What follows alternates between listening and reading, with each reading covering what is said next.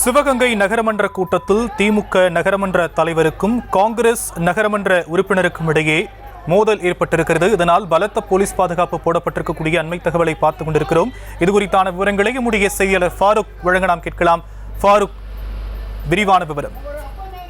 வணக்கம் ஷாம். சிவகங்கை நகர்மன்ற கூட்டம் இன்று சிவகங்கை நகராட்சியினுடைய தலைவர் திமுகவை சேர்ந்த துரை ஆனந்தனுடைய தலைமையில நகர்மன்ற கூட்டம் காலையில 11 மணி அளவில் துவங்கியது.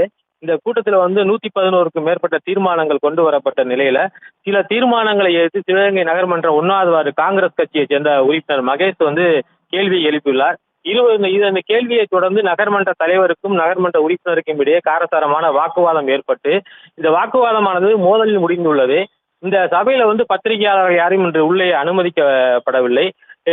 தாக்குதல் நடத்தப்பட்டதாக கூறி காங்கிரஸ் உறுப்பினர் வெளியிலே பத்திரிகையாளர்களை சந்தித்து என்னை நகரமன்ற தலைவர் தாக்கியதாக குற்றம் சுமத்தி இருக்கின்றார். நகர்மன்ற தலைவருடைய தரப்பில் கேட்கப்பட்ட போது நகர்மன்ற உறுப்பினர் தான் நகர்மன்ற தலைவர் தாக்க முற்பட்டதாகவும் அதை நகர்மன்ற தலைவர் தடுத்ததாகவும் நகர்மன்ற தலைவர் தரப்பில் சொல்லப்படுகிறது. தற்போது இந்த சம்பவத்தை தொடர்ந்து சிவகங்கை நகர் காவல் ஆய்வாளர் தலைமையில் ஏராளமான போலீசார் பாதுகாப்பு பணியில் ஈடுபட்டு வராங்க.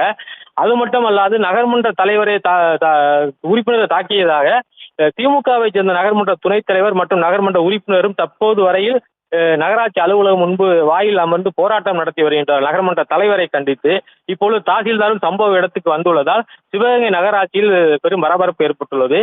கூட்டணி கட்சிகளுக்குள்ளே ஏற்பட்டுள்ள இந்த மோதல் அரசியல் வட்டாரத்திலையும் ஒரு பரபரப்பை ஏற்படுத்தி இருக்கிறது. ஷாம், தற்போதைய விவரங்களுக்கு நன்றி ஃபாரூக்.